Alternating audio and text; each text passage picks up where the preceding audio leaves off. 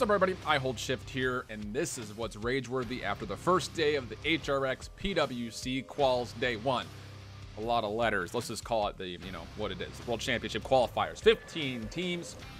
4 will move on through the bracket. And again, if you're not familiar with who those 15 teams are, or if you missed the video from yesterday, here is what the bracket looked like to start the day. Now, if you did miss the video from yesterday, we did go through all of these games and make some pretty stark predictions. It would start things off with just the top 4 games on the bracket as you see them, starting things off with SK Gaming taking on Kanga Esports.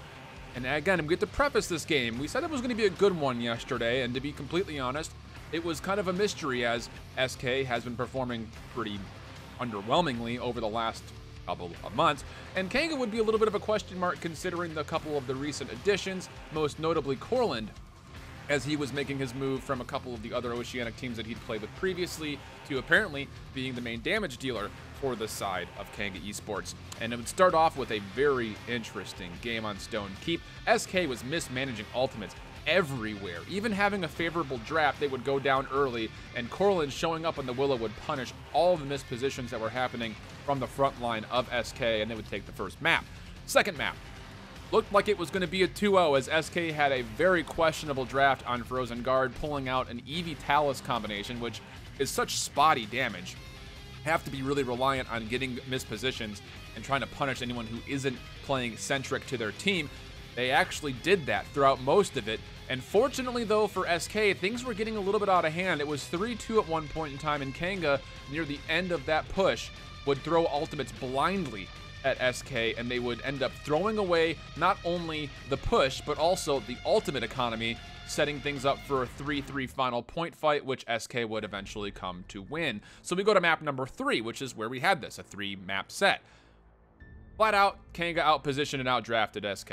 Should have been a 2-0 to be completely candid, but again, a lot of very kind of janky ultimates being thrown around, just kind of, I don't know, maybe a little bit of land jitters, maybe the excitement got a little bit out of hand because there were a couple of really mismanaged ultimates.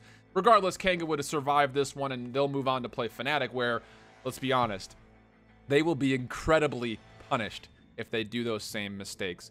And now back on the other side, SK Gaming will fall down to the losers bracket. They will play up against the loser of Cryptic versus Armada, which will be an interesting one. I'm sorry. They'll be waiting for the loser of some other game. The loser of the round 2 game. I'm all over the place. They're pretty fortunate. They get to wait around a little bit, try to figure their stuff out before they play again. Good for them. Second game of the day would be Virtus Pro taking on Sanguine Esports. And we had this one going 3-1, or pardon me, 3 games with a 2-1 scoreline favoring Sanguine, the #1 NAPGS team, going up against the veteran but not performing Virtus Pro team throughout the PPL. And let's be real, map number 1 was close. It would be a very, very close match. Virtus Pro would actually escape with the experience of Elven Path, Perdo, Sheepa carrying their way out of it. Nino was playing very passive on the Drogos. He had a couple of instances when they were trying to push where he could have just thrown out a Spitfire, channeled his ultimate, and taken care of the Inara, but never really committed to doing that. And that's one of the elements that is a staple of Virtus Pro. They play very reactionary, very defensively minded. And that almost cost them in the first map on Stone Keep, one of my biggest worries about this team moving forward. Unfortunately for Sanguine on map number 2, they would pick an early Androxus with a Ying and an Inara with only an Ashe shield, and the veteranship and the IQ that came through of the 3 veterans of Virtus Pro would say, well, let's play Grok. And they played damage Grok with Maelstrom, free shock pulses everywhere, and Andro had 0 targets to go off of. It was a Raffle Stomp 4-0. Very smart draft from Virtus Pro. I think, though, still, Sanguine can make a pretty substantial run through the losers bracket, but their path just got a lot harder as they will have to go through more opponents to finish in that top 4. Meanwhile, Virtus Pro showing up with that draft IQ makes you excited to see what they're able to do in the future. They didn't really mismanage ults, but it's hard to mismanage them when you're holding them for so long. So that's one of the things that I hope that they start to realize as they watch their footage and move forward, as they will be going up against the winner of Splice versus Ryder, which is our next match up coming in. We already talked about Ryder, the SCA team. SCA has never won a map when it came down to international lands. Splice, on the flip side, being completely new essentially to the LAN environment, needed something to build their confidence. They would get it. Ryder, I'm sorry. Thanks for showing up, but Splice was happy to farm you like you were bots. It was 2-0, 4-0s in both maps. It was kind of resident sleeper, to be completely honest. It looked like it was just a day in the public games for Splice. They stomped flat out the way it goes. I wish I had more to say, but I don't. So it will be Splice versus Virtus Pro. That should be a very interesting one to break down coming up. The last match of the day, Renegades will be taking on Big Egos. And again, if you remember from yesterday, we were talking about this matchup and how Big Egos, yeah, they're a very power-hungry team, and they could do some work against PPL teams. I didn't personally think they were going to find much success against a fully forced Renegades team.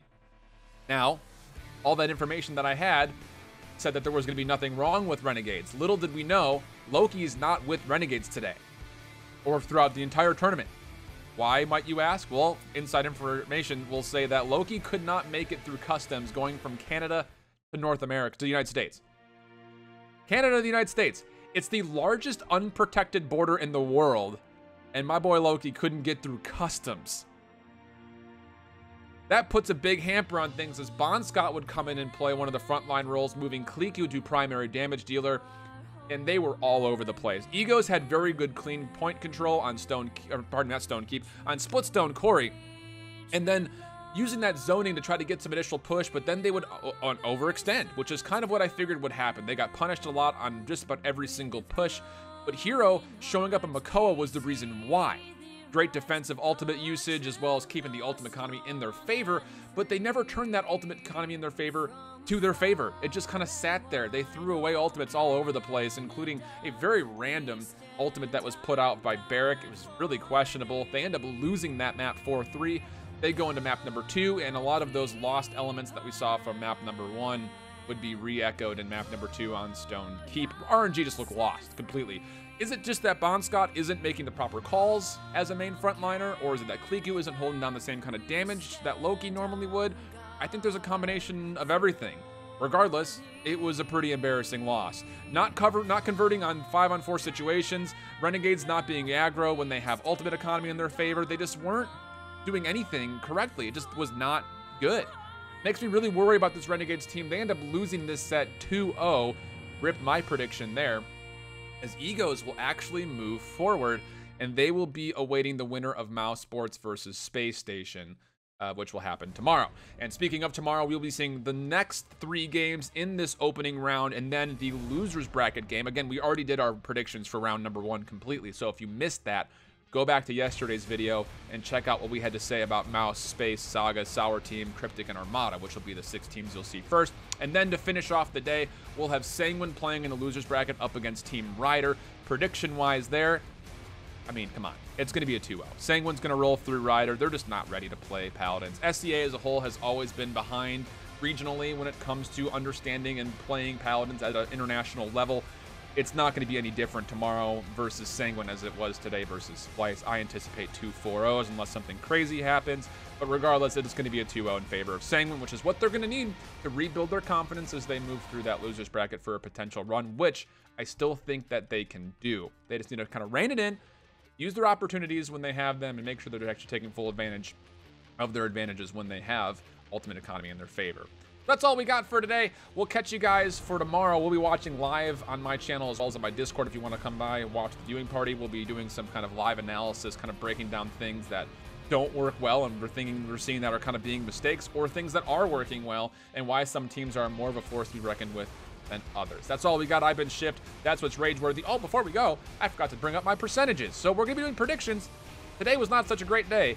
We only get 1 out of 4 of the sets, so we're only 25% there. But our map totals were actually pretty close, generally speaking. We got 55% of those. So let's hope that we boost that tomorrow with our predictions. Again, if you didn't see them, go back and watch yesterday's video. Let me know in the comments if you think that some of these predictions were just vastly wrong, or if you're looking for a different team to make a run. Obviously, we short-sighted Virtus Pro maybe a little bit more than we should have. Same thing with Kanga, as they'll be going up against Fnatic. So it should be an interesting one. We'll catch you guys tomorrow for the video then. See you later. Bye-bye.